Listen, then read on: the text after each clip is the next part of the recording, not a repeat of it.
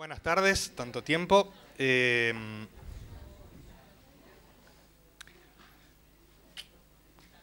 Estamos en presencia de, como les decía antes, una de las mesas más lindas que tiene el Congreso.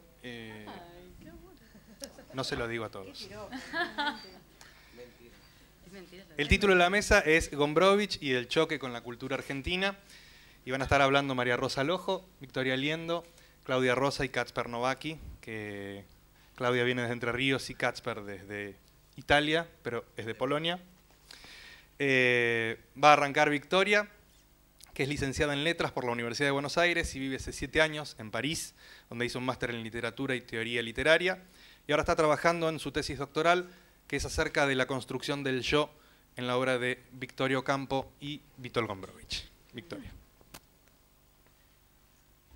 Yo con este tengo que agarrarlo. Bien. No es tan grave. Bueno, hola a todos, es un gusto enorme estar acá.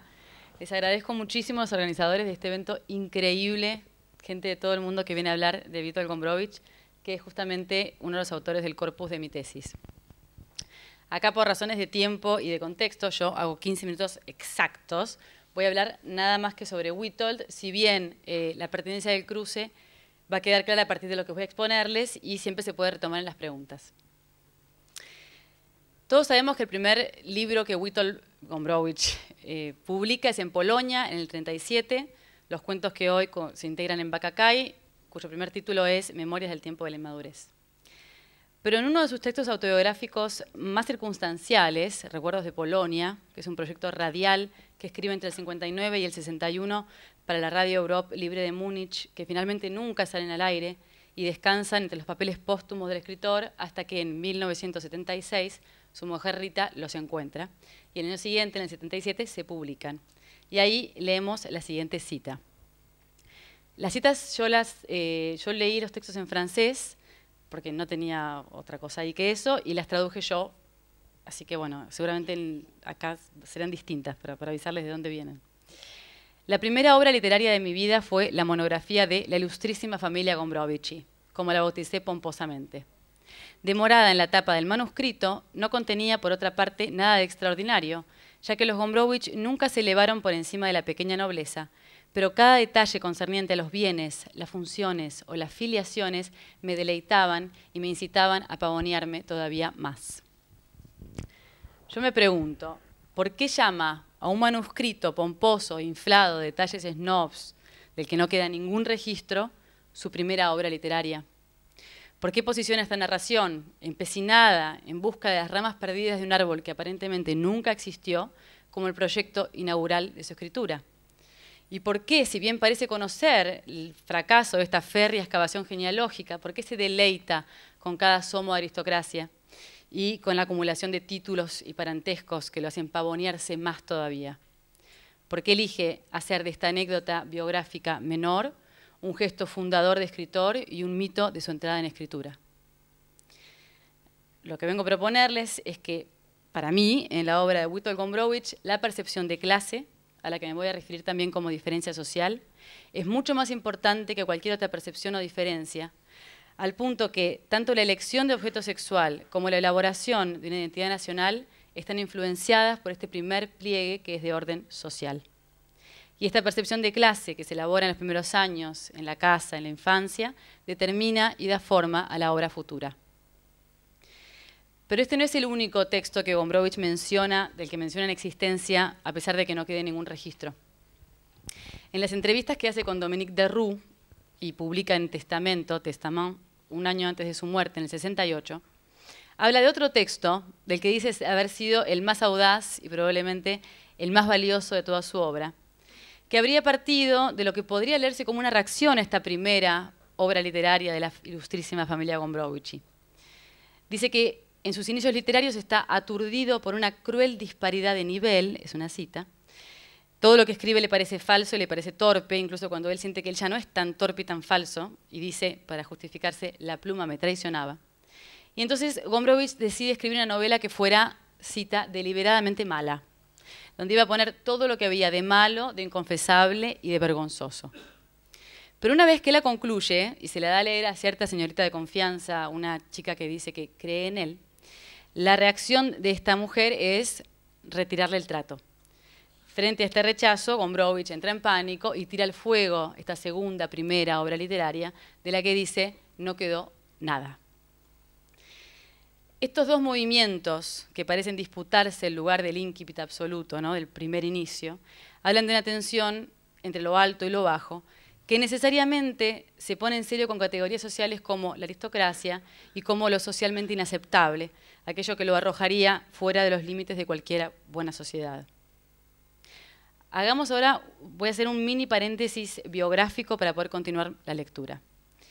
En ambos textos, en Recuerdos de Polonia y en Testamento, cuando le preguntan por su relación entre su vida y su arte, Gombrowicz va a decir que su arte nace de sus sufrimientos de infancia y que sus sufrimientos de infancia nacen de la fuerte disonancia que hay entre su padre y su madre, disonancia que dice, desgarran sus oídos de niño. ¿En qué consiste esta disonancia fundamental que va a desarreglar los sentidos del niño Witold? ¿De dónde surge este ruido de los primeros años que lo va a iniciar al arte? De que su padre es lituano y su madre es polaca, de que su padre tiene campo y ella viene de la ciudad, de que él es elegante, sobrio y tranquilo y ella es exaltada, nerviosa e inconsecuente. Contradicciones que van a condenar a Gombrowicz a una identidad inestable que él va a cristalizar en la figura del entre. Ni polaco ni lituano, ni de campo ni de ciudad, el hiato entre espacios geográficos de carácter y de estilo va a estructurar esta primera autoconfiguración. Voy a citar, estos no son sino los primeros entre que a continuación se multiplicarán al punto de casi convertirse en mi residencia, en mi verdadera patria. Ahora bien, estas diferencias de territorio y de temperamento se explican cabalmente en relación con la siguiente trama social. La familia paterna, cuyo origen noble se remonta a Lituania al siglo XVI, 2 siglos después habían perdido ahí todas las tierras y todo el poderío. La familia materna, si bien de un rango social inferior en Polonia, gozaba de una buena posición económica. Es importante mencionar que la nobleza lituana del gran duque atesoraba un estatus bastante más elevado que el de la nobleza polaca. El mundo queda para siempre dividido en dos, los aristócratas y los que no lo son. Y esta fractura de raíz social, yo encuentro que es una ambivalencia muy fértil en el origen que se puede leer tanto en los recuerdos infantiles como en los inicios literarios. Si por un lado Gombrowicz va a construir un pensamiento ético y estético que lo salve de estos sufrimientos infantiles, la inmadurez, la forma, la juventud, mil variantes, por el otro constatamos una suerte de pulsión de clase que insistirá permanentemente a lo largo de la producción literaria. La conciencia de clase configura un impas. ¿Qué lugar hay para el yo entre el nosotros y el ellos? Retomemos ahora la tensión mencionada al principio con los manuscritos perdidos entre origen de clase y escritura, entre rango social y función de escritor. Hay un artículo que se publica en el 37 en Varsovia, en el Courrier Porane, no sé si se pronuncia así, Porane, bueno, vos lo pronuncias mejor, que en francés se traduce la decisión, no sé si es la discusión en realidad, pero en francés aparece como la decisión, sí. Y ahí Gombrowicz, con muchísimo humor, como podemos imaginar, va a empezar a definir el rasgo que define, según su juicio, a la nueva generación de escritores, mientras hace un viaje con un amigo escritor en tren. Es el periodo de entreguerras y es la época de los 30, los cafés en Varsovia. En ese texto comienza afirmando y dice, si de la mujer podemos obtener diversos placeres, del hombre nos queda nada más que uno, impresionarlo. Y en este contexto, impresionarlo significa lograr aplastar a un hombre por gracia de un título nobiliario o de una descendencia. Como si fuera un juego de cartas que ya fueron echadas y se muestran nada más que para placer de unos pocos y para sufrimiento de muchos. Voy a citar.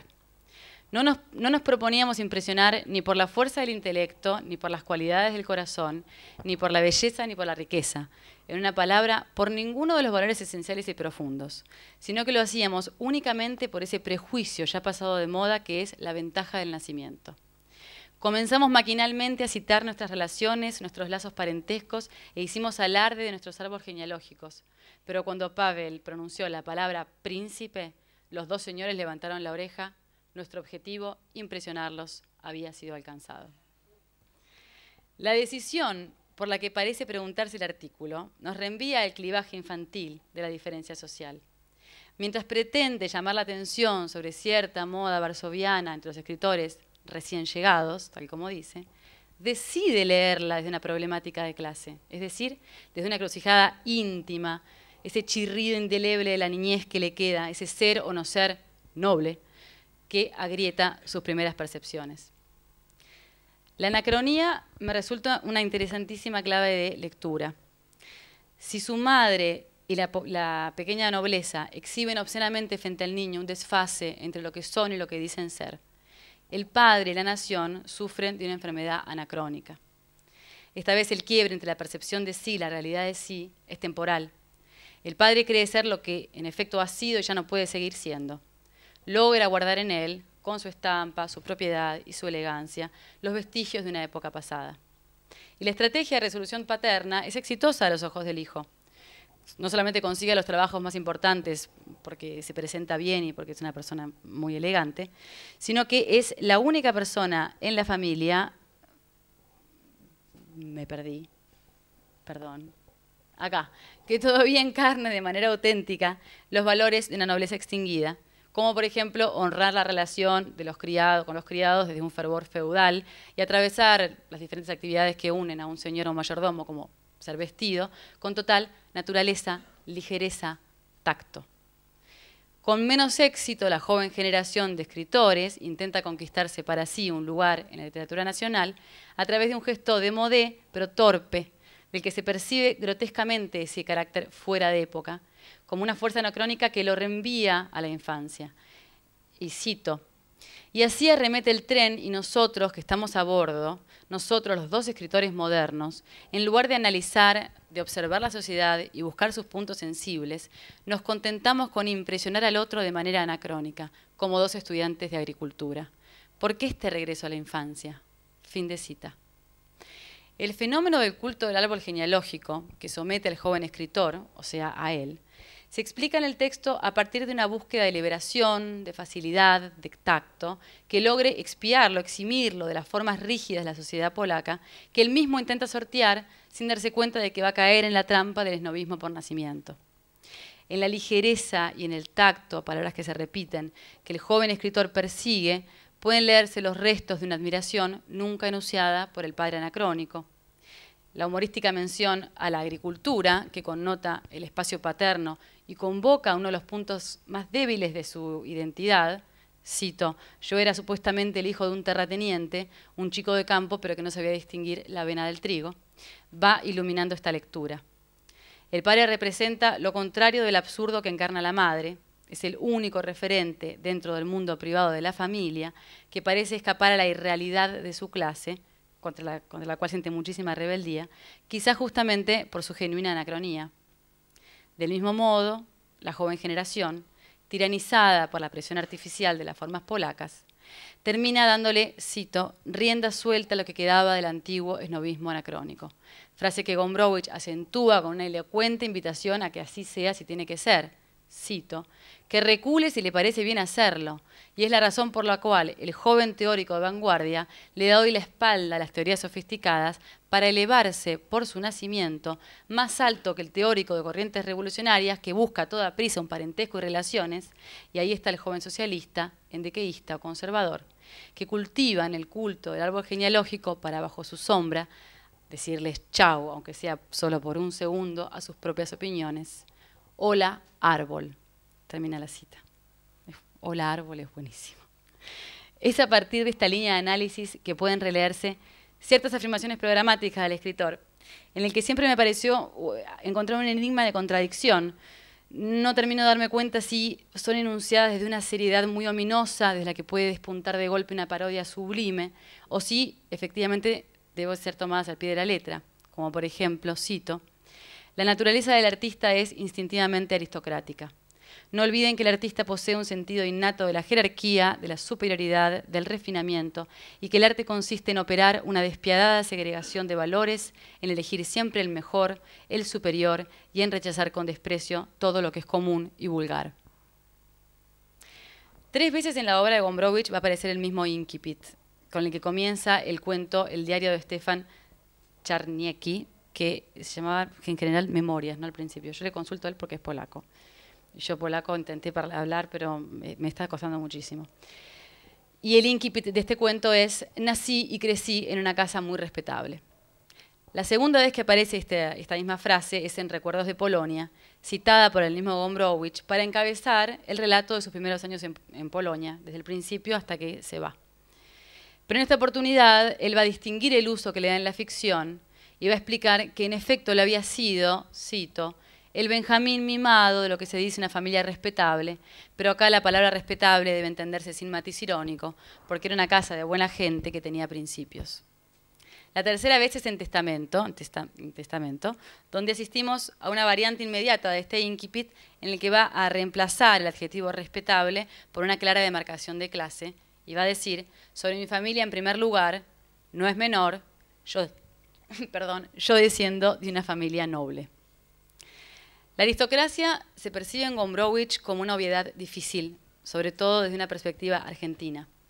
En los años del exilio, si bien se explicita a partir de la ostentación de un jocoso, falso título nobiliario, permanece en el imaginario cultural rioplatense como una pose decadente, como algo exterior, fingido, como una burla.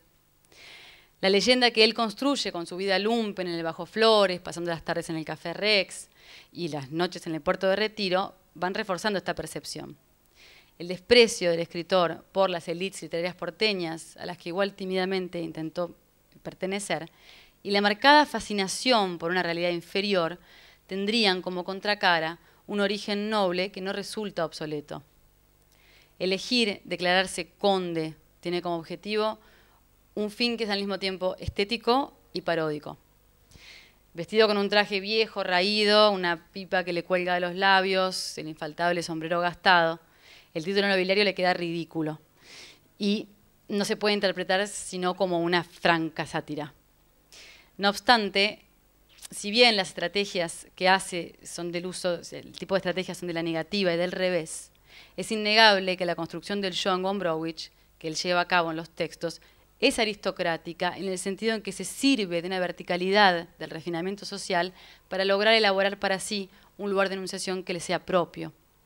La vida difícil, como yo la llamo, gravita en la coexistencia de dos pulsiones. Aquello que lo empuja a fundar una concepción de arte jerárquica basada en metáforas de la sangre azul que mamó en su infancia, como si estuviera diciendo todo arte es o está generando una personalidad, y la que lo trae hacia abajo, motor de ficciones, de formas de vida y de un estilo sin precedentes.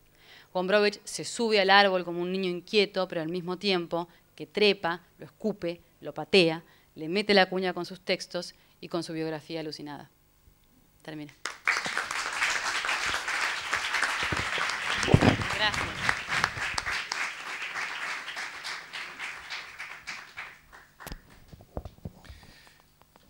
Muchas gracias, Victoria. Antes de pasar a Claudia y a Katzper, un recordatorio para el turno tarde, que lo vamos a estar insistiendo a lo largo de las jornadas del Congreso, es que todo lo que está pasando acá tiene 1 minuto de delay, pero lo pueden ver en congresogombrowicz.com directamente, y ahí va quedando grabado todo lo que va pasando a lo largo de las jornadas. Es decir, si se perdieron algo, después lo pueden encontrar directamente en la página del Congreso, que queda linkeado en YouTube, y esto es de acceso libre y gratuito, por supuesto. Katzper y Claudia prepararon una ponencia en conjunto que se llama Gombrowicz encuentra a Mastronardi. Claudia Rosa se desempeña como profesora en procesos culturales latinoamericanos y argentinos en la Universidad Nacional de Entre Ríos y de semiologías de la comunicación en la UNE. Su investigación de la relación entre la poesía del litoral argentino y su posición en el canon nacional la llevó a realizar ediciones como la obra completa de Carlos Mastronardi y el Teatro Reunido de Arnaldo Calveira, entre otras. Katzper, por otra parte, nació en Lodz, Polonia, es becario del doctorado internacional Erasmus Mundo, viene de la Universidad de Bergamo, en Perpiñán, y en Entre Ríos, Paraná, que es donde está completando su doctorado tripartito. En el 2013 hizo una investigación bibliográfica en las bibliotecas de Buenos Aires, ahora vive en Bergamo, Italia, donde termina la redacción de su tesis doctoral sobre el erotismo en la obra de Gombrowicz y André de Mandieguers. Bueno, buenas tardes. Vamos a ser breve porque somos dos para 15 minutos. Este es un trabajo que esperemos que se publique porque está más lindo escrito y ahora lo vamos a presentar en forma oral para hacerlo más breve. Y intenta pensar los avatares de una amistad en traducción, digamos. Partimos de la base que toda amistad de escritores siempre es sospechosa y que el riesgo de esta relación consiste en que las relaciones textuales siempre remiten a relaciones personales y a un sistema de intercitas bastante más complejo de lo que se puede suponer. Y que en general las relaciones entre escritores no se muestran como un tabú porque hay algo de lo innombrable, del límite de lo original que va a atacar esa amistad, digamos. Entonces es bastante complejo trabajar en qué momento circula de verdad esa amistad, más allá de los datos biográficos que tenemos, por supuesto, y que todos tenemos a través de los cuadernos de Mastronardi, que son más de 600 páginas, las memorias de Mastronardi, Cronos, Diario Argentino, etc. Es decir, tenemos bastante material autobiográfico de ambos autores para poder rastrear. Más allá de esta cronología que es de fácil acceso, lo que nosotros nos pretendemos pensar es en qué consistió esta amistad, y me alegra mucho haber escuchado la ponencia que escuché, porque una de las claves es pensar en qué consistía esta amistad. Cuando Gombrowicz llega a la Argentina en el año 39 sin saber castellano, se encuentra con un Mastronardi completamente desfasado del grupo de aquello que nosotros conocemos como el grupo Boida Florida y Boedo, y se encuentra ya fuera del circuito borgiano. Si bien es una relación con Borges que no va a perder y que Borges mismo va a honrar, y que Mastronardi le va a dedicar 2 libros inéditos, el Borges y el B, son 2 libros inéditos que publicados post-mortem, digamos. Él justamente había pasado un exilio en Entre Ríos durante 8 años haciéndose cargo del campo de su padre, que tenía pretensiones de terrateniente, por eso digo, viene muy bien, y que en sus papeles personales conservaba a su padre, y lo conservaba, está en el archivo Mastronardi, los sellos heráldicos de su padre, ¿no? Mastronardi el Conde, digamos, sus marcas de nobleza. Pero venían a Buenos Aires y Mastronardi era pobre de toda pobreza y tenía que trabajar en el diario y en el periódico, y es la vida nocturna, los bares del Retiro, lo que los junta. Lo mismo que en eso cimentó su amistad también con Roberto Arlt, ¿no? Mastronardi tuvo 2 grandes amigos, uno fue Roberto Arlt y otro fue Walter Gombrowicz. Entonces, Mastronardi era un fotofóbico, no hay que olvidarse de eso, nunca pudo soportar la luz del día, por lo tanto, y era una persona que tenía una vida muy misteriosa, a tal punto que fue bígamo durante 40 años, bígamo, ¿no? Tenía 2 esposas, no infiel, bígamo. Entonces, esta particularidad de la vida secreta, del cual se burla Bioy Casares en su libro Borges. Hay 87 citas en el libro de Bioy Casares, 87 burlas a Mastronardi, contadas. Y a Gombrowicz, ¿no? Pero yo conté la de Mastronardi, ¿vos contaste la de Gombrowicz? Yo conté la de Mastronardi. Queremos que hablemos del documental.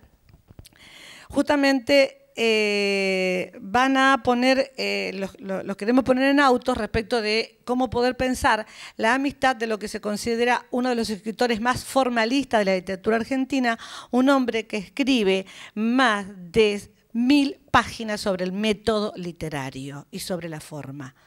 O sea, hay un solo escritor de la literatura argentina que escribió 4 ensayos de cómo escribió su propia obra, y ese es Mastronardi, un formalista, que hace su amistad con el hombre que escribe contra los poetas, con el hombre que escribe contra el formalismo. Entonces, nuestra pregunta es esa, ¿cómo se logra esa amistad? Y más, entonces, una es la cuestión de clase, esta extranjería, ser provinciano en este mundo literario, esta pretensión de outsider, querer huir de la solemnidad, ¿no? Y de el caretaje, dijo hoy alguien era bastante importante. Y querer levantarse contra la propia tradición literaria, ¿no? Que es muy fuerte en Mastronardi y que para Mastronardi es un gesto, que lo que hace, el gesto más importante que él hace en contra de Borges, ya que estábamos hablando hoy en contra de Borges, es su francofilia, digamos. Es porque Mastronardi es francofílico que se pone en contacto y hablan en francés y es el primer traductor. Lo cierto es que esto, que es una anécdota, nosotros lo rastreamos en texto. Y en el primer texto, Gombrowicz, a los 6 meses de estar en Argentina, publica un texto. Es imposible que este texto no tuviera marcas de Mastronardi, porque a los 6 meses nadie aprende tan bien el español como para estar publicado en la revista El Hogar, digamos, o sea, por más polaco que sea. Ustedes saben que los polacos son todos políglotas, ¿no? Son todos políglotas los polacos, pero bueno, entonces nosotros rastreamos en el trabajo que ustedes van a tener oportunidad de leer estos textos. El primer texto es un texto muy gracioso, se llama Un romance en Venecia, que lo publica en enero del 40, hacía 6 meses que había estado acá, y es un texto muy mastronardiano, no solo por su sintaxis, que yo no me quiero demorar en ello, porque no quiero demorarlos. Y el texto es un texto maravilloso que tiene muchas referencias gromposianas también. Es un pintor que va a Venecia a buscar una mujer y esta ciudad, la mujer le dice que no. Entonces, mientras la está buscando, la ciudad, y mientras está el amor, la ciudad no le gusta. Hasta que no la dejó la mujer, la ciudad, hasta que no empezó a sufrir la ciudad no pudo poseer a la ciudad, ¿no? Esta ironía, esta contracorporaleidad es bien mastronardiana, que la única Buenos Aires posible era la Buenos Aires vacía, es un tema mastronardiano. La ausencia, solamente la única Buenos Aires soportable era la de noche. No podemos estar hablando aún de una escritura en colaboración. Pero sí podemos estar claramente en presencia de una posibilidad cierta de que haya sido Mastronardi quien en el francés, Gombrowicz haya dictado en francés este texto, y Mastronardi, su amigo de estas noches frías y de pobreza, y de redacciones, y de buscar el artículo periodístico para ganarse el dólar diario que iba a gastar, le haya hecho la traducción de este artículo. De más está decir que cuando yo paseo por sus calles, solitario y lleno de... Si esto no es Mastronardi, ¿Mastronardi dónde está? Miren lo que dice el texto. Cuando yo paseo por sus calles, solitario y lleno de angustias, la ciudad se graba cada vez más en mi recuerdo. Penetra hondamente en mí, hasta el extremo de que ya existen en las galerías y en las iglesias, en las callejas y en las plazas, muchos sitios que me son familiares, que no tienen para mí ningún secreto, nada más que por haber sufrido tanto en ellos. Es un texto claramente mastronardiano, escritos en octavillas, con ritmo en cuarta y en octava, es decir, no voy a entrar en detalles, pero el cuando yo paseo, y tiene 3 frases literales de Luz de Provincia, este fragmento de este poema. ¿Hasta dónde me tocaba a mí? Hasta acá. ¿Voy? ¿Ya? ¿Ya?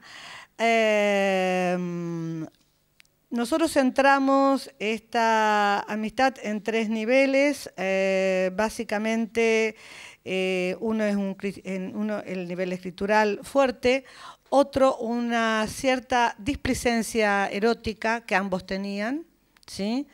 Que no nos vamos a explayar aquí, una cierta displicencia erótica, que hicimos ponerle así, displicencia erótica, para no hablar de bisexualidad, porque es bastante más complejo de poder comprobarla en Mastronardi, ¿sí? Pero un cierto relajamiento sexual que Mastronardi tenía y que no tenían sus compañeros de noche, y una voluntad de irreverencia absoluta al sistema. Y muy fuertemente por una aristocracia anacrónica. Por eso me gustó tanto la presentación. Una de las cuestiones que marca a Mastronardi es este sentido de aristocracia anacrónica, del cual hemos escrito bastante también. Que, como comprobó la Victoria, es propia también de Wilder Grombowitz. Seguimos. Bueno, entonces seguimos con otro texto que es Contra los Poetas, que se publicó, no se sabe dónde, pero hay como material que dice como que la fecha es sobre el 1946, es una conferencia que después se dio en un café Fray Mocho, que tal vez vamos a pasar enfrente, en la calle Sarmiento al 1800, ahí al lado del Congreso. Es un ensayo muy particular que se podía considerar algo fuerte y algo de un manifiesto contra la poesía, pero se llama Contra los Poetas. Y justamente en este texto, publicado en varias versiones, una de esas está publicada en la revista El Ciclón, revista cubana, en 1955, que pueden consultar también en la Biblioteca Nacional. Es que hay muchas referencias a Mastronardi en este texto. Hace algunas alusiones como si fuera una sátira a Mastronardi. Como, por ejemplo, leía cualquier poema alternando intencionalmente su orden de tal suerte de que se convertía en un absurdo. Ninguno de mis oyentes, finos y cultos por cierto, fervientes y admiradores de aquel poeta, advertía la treta. Entonces este era un típico giro que no se podía hacer Gombrowicz en 46 porque no leía tanta poesía, pero sí que se lo podía copiar a su amigo Mastronardi, que conocía muy bien y que su amistad se rompió varias veces. Y como sabemos ahora mismo, para poner un poco más de contexto, que desde Cronos, en 46 ya se rompió por la primera vez esta amistad entre estos dos escritores. Hay otras alusiones a Valéry, a quien declara que le encanta la poesía de Valéry, es mejor no acosarlo demasiado con indiscretas investigaciones. ¿Y a quién era? Eso era otra vez a Mastronardi. Los poetas que hablan de Mallarmé, y justamente a Mastronardi le encantaba en Mallarmé. Entonces, en este texto que se parece bastante general, hay esas marcas de esta amistad, en una relación bastante particular, que justamente tal vez se podría leer contra el poeta que conocí en Buenos Aires y que me ayudó mucho en esos años de dificultad. Por ejemplo, Gombrowicz en Cronos escribe que estoy demasiado cansado de estar en la sala de espera de revista El Hogar, de revista Aquí Está, y de vivir de esos articulitos, cambiar de lugares de viviendas, de Corrientes, a Tacuarí, a Bacacay, y ir cambiando la vida en Buenos Aires. Para acabar, porque creo que el tiempo se nos va, como ya Claudia alcanzó algunos ejes de esta amistad en traducción entre esos dos escritores, como el primer eje sería la ironía, una cierta sensibilidad para desacralizar toda la solemnidad del campo literario que ambos hacían. El segundo lugar es una extranjería, algo como dos escritores de provincia. Creo que ya se escribió algunos ensayos sobre esta provincialidad como de Mastronardi, que venía de Entre Ríos, también de Gombrowicz, que en círculos literarios de Varsovia decía que era de provincia, y cuando volvía en provincia decía que era de Varsovia, que era aristócrata, entonces no quería quedarse. Y el tercer eje sería la sexualidad y esta conciencia o una libertad hacia el tema de la sexualidad que muchas veces fue desarrollada por otros ensayistas en una manera demasiado determinista, como si fuera la vida de un escritor que determinara toda su obra, pero ya sabemos desde unos 50 años que no es siempre así. Y para acabar, una curiosidad que encontramos en un texto bastante particular es una reseña de la revista El Hogar de 55 del libro de Simone Weil, La gravedad y la gracia. Y bueno, después de una lectura así, podemos decir, o sea, una hipótesis, que es una escritura a 4 manos, porque en este texto, publicado ya en unos años cuando Gombrowicz tenía algún manejo del castellano, pero siempre era mejor trabajar con algún amigo, y justamente ahí Carlos Mastronardi era el jefe de la parte de la crítica de reseñas de libros de la revista El Hogar. Entonces le dio una mano y podemos reconocer algunos párrafos típicos de Mastronardi, pero por otro lado también el humorismo y el destaco y la promoción de su obra, como hizo por ejemplo en la reseña de Cuentos Fríos de Virgilio Piñera, que haciendo la reseña de Virgilio Piñera al final se puso la foto de Witold Gombrowicz, el autor de esta nota, uno de los escritores más famosos de sus tiempos. Entonces también, por ejemplo, habla de una mujer débil, enfermiza y fina, perteneciente a la clase privilegiada, y que no obstante anhela identificarse con la pobreza, aceptarla y padecerla. Hay muchos errores sintácticos en esas partes de la reseña, algunas cosas que después aparecen en diario. Entonces hay unas partes que son claramente vitoldianas y otras partes que son claramente de Mastronardi.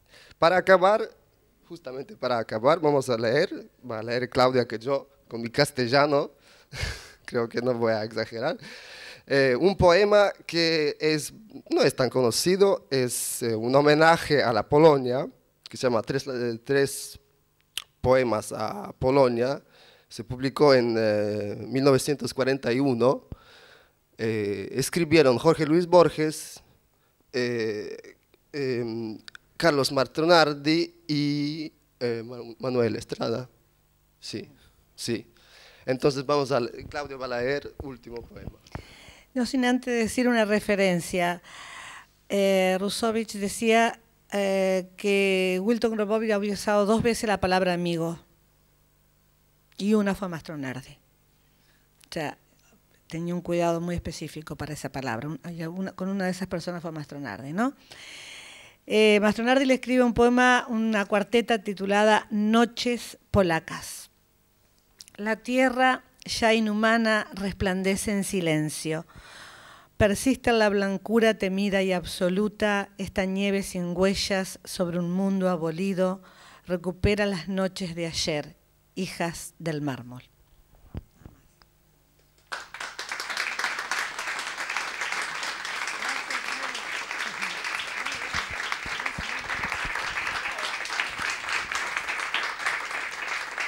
Muy bien coordinada la dupla. Ya están para armar eventos en bares y hacer giras. Son años de trabajo. Bueno, y va a cerrar la mesa del día de hoy María Rosa Lojo, con un texto que se titula Transatlántico, la destrucción del héroe masculino y nacional. María Rosa es doctora en Letras por la Universidad de Buenos Aires. Su tesis doctoral se centró en la obra de Ernesto Sábato. En la actualidad es directora de proyectos de investigación en el CONICET y dicta un seminario de doctorado en la Universidad de El Salvador. Entre sus novelas se encuentran La pasión de los nómades, Los libres del sur y Finisterre, En el 2004 recibió el premio Conex a las letras y contribuyó con artículos para diversos medios culturales. Gracias. Bueno, yo elegí esta novela tan atrozmente divertida, que se puede leer desde muchos lados, pero para los trabajos que yo hago sobre justamente construcción de imaginarios nacionales, esta vertiente me interesó en particular. La ironía ya empieza, se puede decir, desde la realidad en Transatlántico, porque Gombrowicz, junto con otro escritor polaco, que no me animo a pronunciar, Straszewicz, supongo, llegan en un, en un buque llamado Chorobry, que según lo que encuentro en las búsquedas que hice, remite a un gran rey polaco, el rey Boleslav I, el Bravo, eso significa el nombre del buque, rey de Polonia, duque de Bohemia, gestor de la independencia polaca, guerrero y estadista. Pero esta delegación que llega al Río de la Plata, en vísperas de la Segunda Guerra Mundial, no está precisamente compuesta por gente de esta estatura heroica y militar, sino por algunos funcionarios políticos y, Gombrowicz Dixit, dos hombrecitos de letras, pobrecitos, apenas creciditos. El narrador homodiegético y, bueno, su compañero novelista. Gombrowicz, que crea un personaje narrador de su mismo nombre y apellido, bueno, vamos siguiendo las aventuras de este personaje a lo largo de toda la novela. Pronto se produce su ruptura con los pasajeros de este buque, que bueno, no resulta ser precisamente un navío épico ni guerrero, y bueno, la ruptura ocurre cuando el estallido de la Segunda Guerra Mundial se revela inevitable. Los demás deciden volver a Europa. Él, que la novela lo muestra ingresando en el barco con dos maletas, como si fuera a viajar con ellos, vuelve a tierra sin mirar atrás, mientras pronuncia una extensa maldición dedicada a Polonia. Vuestra santísima y tal vez también maldita nación, volved a ese santo monstruo oscuro que está reventando desde hace siglos sin poder acabar de reventar. Marchad, marchad, para que él no os deje ni vivir ni reventar, y os mantenga siempre entre el ser y la nada. Pero este autoexiliado no podrá desligarse tan fácilmente de una maldita nación, por el solo hecho de haberse quedado en el suelo argentino.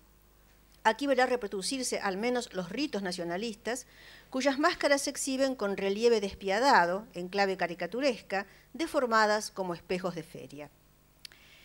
Héroes, padres y monstruos. Personajes polacos y argentinos conviven en la farsa delirante desarrollada en Transatlántico.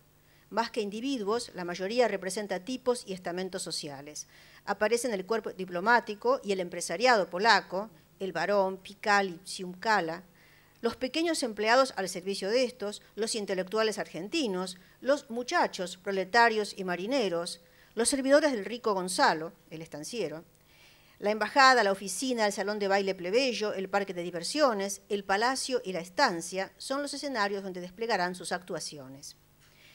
La impostación, la exhibición, la retórica hueca caracterizan el lenguaje corporal y verbal en los entornos de la embajada y entre los intelectuales. La prepotencia y la vulgaridad dominan en el ámbito de los empresarios, que invaden y hostigan, amedrentan y atormentan, en busca del verdadero poder sobre las vidas de los demás. Un poder que se terminará vinculando, de manera estrecha, con la retórica de la patria y la necesidad de fabricar héroes a través de la crueldad. El personaje narrador, arrinconado en un hotel barato durante el día, humillado y maltratado por los empresarios, exhibido por su embajada en las recepciones nocturnas con el supuesto estatuto de, mayúsculas, gran escritor, que debe mostrarse superior frente a los nativos, se siente excluido de todo amparo y también de toda pertenencia. Después de un encuentro con algunas celebridades locales, no las analizaré acá, pero es jugosísima la escena, que van desfilando como pavos reales, el escritor polaco huye del agasajo protocolar y se convierte en merodeante por las calles y las zonas de reunión plebeya que justamente ha mencionado tanto Gombrowicz en su diario argentino. Es en este paseo nocturno donde comienza a sabotearse, de manera activa, el proceso de construcción de un héroe masculino y nacional, mediante el surgimiento de un triángulo que se mantendrá como eje semántico durante el resto de la novela. En uno de los vértices está Gonzalo Andes, un argentino conocido a la embajada, que se pone a caminar junto con él, provocando su vergüenza. Es que no se trata de un ser, entre comillas, normal, sino de un producto, cito, de la degradación de la humanidad, que contamina de escarnio a su ocasional compañero. Lo describe con un humor revulsivo. Aquel que a mi lado caminaba y a cuyo lado yo caminaba, no era toro, sino vaca. Al ver aquellos labios que, a pesar de ser masculinos, con mayúscula, sangraban rouge femenino, no pude tener la menor duda de que el destino me había unido con un puto. Mayúsculas. Pero pronto aparecerá el verdadero objeto del deseo del dicho puto. Resulta ser un joven marinero, rubio y hermoso. En el tercer vértice del triángulo se ubica el padre del joven, que en todo momento tratará de impedir la seducción del hijo por parte de Gonzalo. Esa pugna proporcionará el combustible narrativo, así como el nudo simbólico del relato. Entre los 3 puntos de la tríada oscilará continuamente el narrador, sin decidir del todo a quién comprometer su lealtad. Aunque presionado por Gonzalo, accede en un principio a desempeñarse ante el hijo como una especie de Celestino o alcahuete del deseo homosexual. La Trinidad se deja leer de manera muy productiva desde un modelo metafórico propuesto por el sociólogo Enrique Gil Calvo en su libro Máscaras masculinas, para ilustrar, dice Calvo, los diversos prototipos de masculinidad que predominan en las sociedades de tradición occidental, es decir, de origen greco-romano y judeo-cristiano. El triángulo del patriarca, el héroe, el hijo, y el monstruo, que corresponde, o se corresponde a su vez, con el triángulo culinario de Levi Strauss. Por eso Gil Calvo lo llama, con una irreverencia que le hubiese gustado a Gombrowicz, triángulo masculinario. Al patriarca se le asigna lo cocido, al héroe lo crudo y al monstruo lo podrido. El patriarca, el hombre en su plenitud consolidada, es el que dispone del capital material y simbólico, administra y ordena, concede y quita. El héroe aún no llega a la masculinidad cabal, tiene que probarse como varón. El monstruo, en cambio, es el varón degenerado, echado a perder, fuera de las reglas, que puede tener diversas variantes, aquí se acentúa la variante transgresora de la homosexualidad, y que cruza la frontera de los géneros. Es el tercero en discordia entre el padre y el hijo. El héroe debe optar entre ambos. La hibridez y la excepcionalidad distinguen al monstruoso Gonzalo. Ni él ni ella, descrito a menudo con metáforas animales. Cito, tenía el aspecto de una criatura extraña, con mayúsculas, y no de un ser humano. No solo es inclasificablemente afeminado, sino que concentra significativos rasgos étnicos negados por el etos argentino oficial del orden conservador. Aunque pertenece a la clase dominante, es un mestizo de piel oscura, y dice con mucho humor Gombrowicz, un portugués nacido en Libia de madre persa o turca, y oculta su fortuna de sus amantes ocasionales. Lejos de presentarse como un aristócrata y un hombre acaudalado, se viste y vive como si fuera su propio lacayo para no correr el riesgo de ser despojado. En algún sentido, ha logrado el ideal de confraternizar con el peón tan anhelado por Polilla en Ferdi Durque. El conflicto que se plantea entre el padre y el monstruo, y cuyo trofeo es el hijo, tiene implicaciones en diversos planos. Si la seducción intentada por Gonzalo alcanza éxito, no solo el hijo se transformará en otro monstruo, sino que no podrá convertirse en héroe nacional. En efecto, la intención del padre es que el hijo se embarque lo antes posible hacia el terreno de la guerra. Porque, como Jesús, Ignacy es el hijo unigénito de su padre y también será sacrificado según el mandato del filicidio, que para Raskowski y otros se halla en la base de nuestra cultura. Todos los mitos, dice Raskowski, referidos a héroes, los muestran inicialmente condenados por sus padres o sustitutos a un destino fatal. Por ello hemos afirmado que desde los tiempos más remotos la guerra representa la pira sacrificial en la que se consuma la matanza de los hijos. Frente al filicidio establecido, Gonzalo proclama en cambio la filiatria, la veneración o la adoración del hijo, que abomina del honor y del padre en pro de los derechos filiales y descarta la vieja patria en nombre de lo desconocido y de lo nuevo. La desviación del monstruo, entre comillas, es mucho más que sexual. Está replanteando desde sus bases el orden mismo de la cultura, y ella significa el verdadero progreso. Voy a citar. Sé que me consideras un monstruo, me dijo, pero voy a lograr que tomes partido por mí contra aquel padre y que consideres a todos mis iguales como la sal de la tierra. Dime, ¿no aceptas ningún progreso? ¿Cómo puedes aspirar a algo nuevo mientras pones toda tu fe en lo viejo? Así, el viejo padre deberá mantener siempre a su hijo joven bajo su látigo paterno. ¿Y debe aquel joven obedecer eternamente todo lo que le ordene su señor padre? Dadle al joven un poco de respiro, soltadlo, dejadlo que brinque libremente. El hijo es lo único que interesa. ¿Para qué sirve la patria? ¿No es mejor la filiatria? Pasaremos a considerar ahora cómo se fabrica un héroe, una visión de las más atroces que la pluma satírica de Gombrowicz logró componer. La visión del héroe que Transatlántico propone se halla muy lejos de su función y sus dimensiones míticas descritas por Joseph Campbell como figura creadora y salvadora de la comunidad, o de la concepción de héroes de cuño de Carlyle como delegados del espíritu divino y motores de la historia.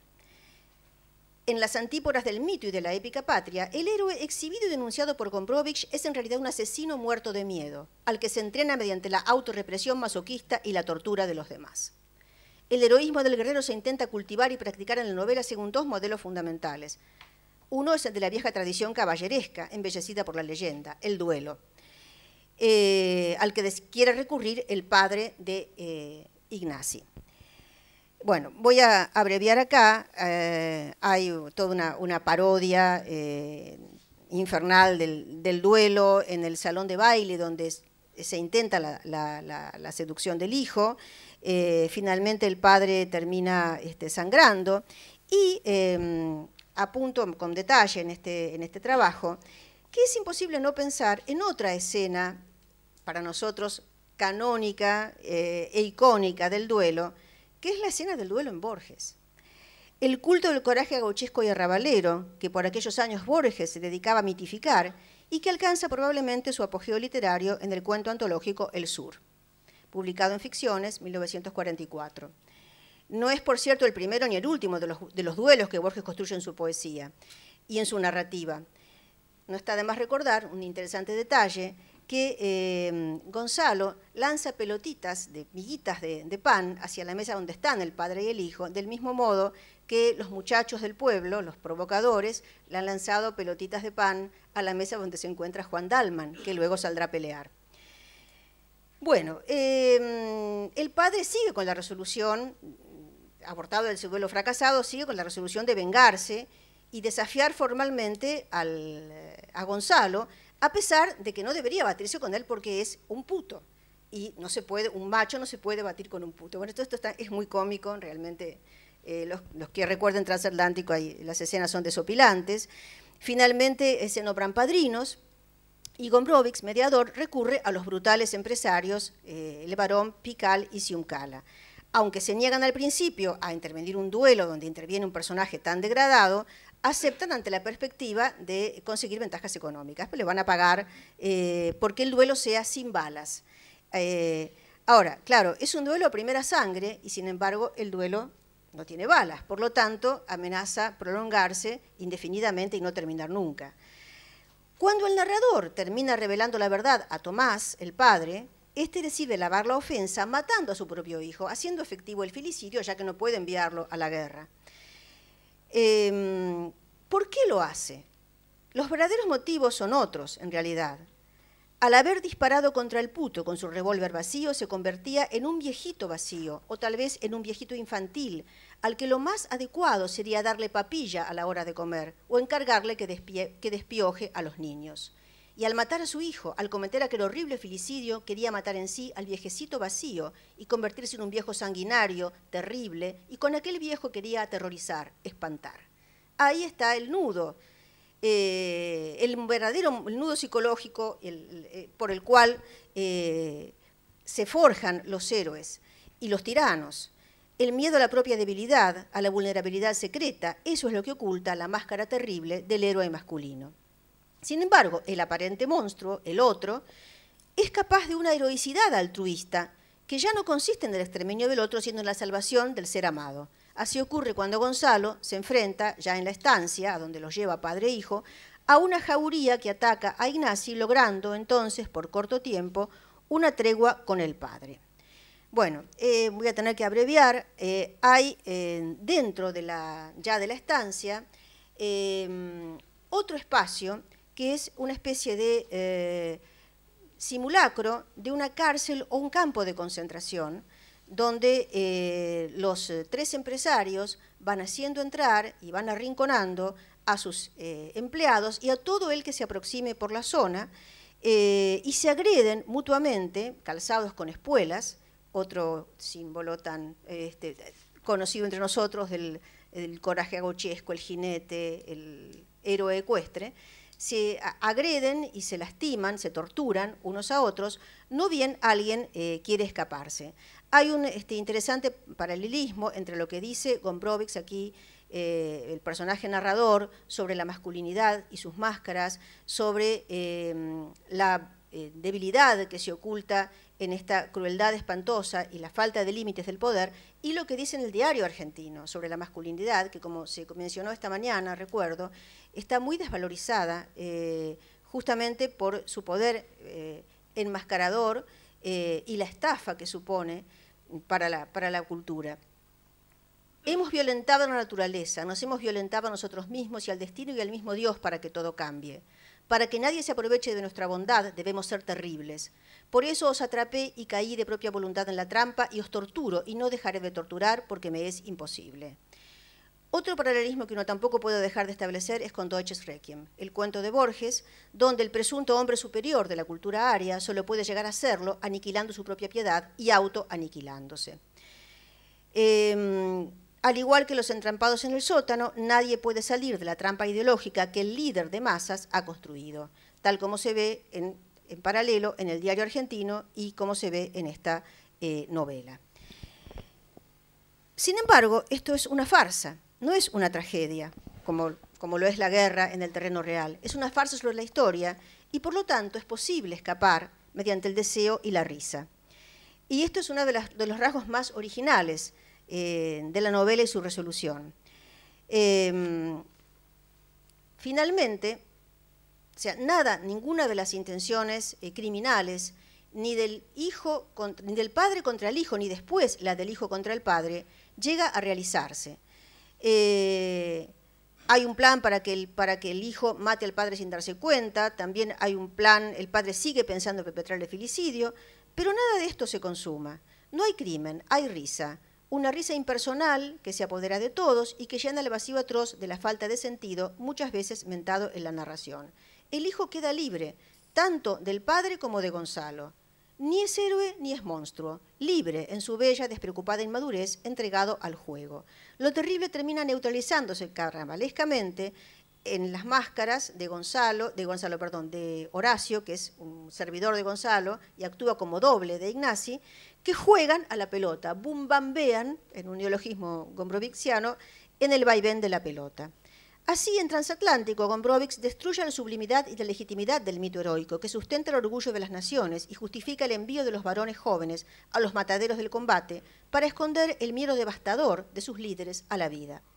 A la visión por momentos fatal y romántica del culto del coraje viril, que recorre ambivalente las ficciones de un Borges destinado a consagrarse como el máximo escritor argentino, este polaco, exiliado de su guerra y de todas las guerras, opone la parodia más cáustica, donde las únicas chispas del lirismo se encienden, a veces como pequeñas luces o guiños amables, en homenaje a los derechos del hijo y a la amplitud posible de su deseo.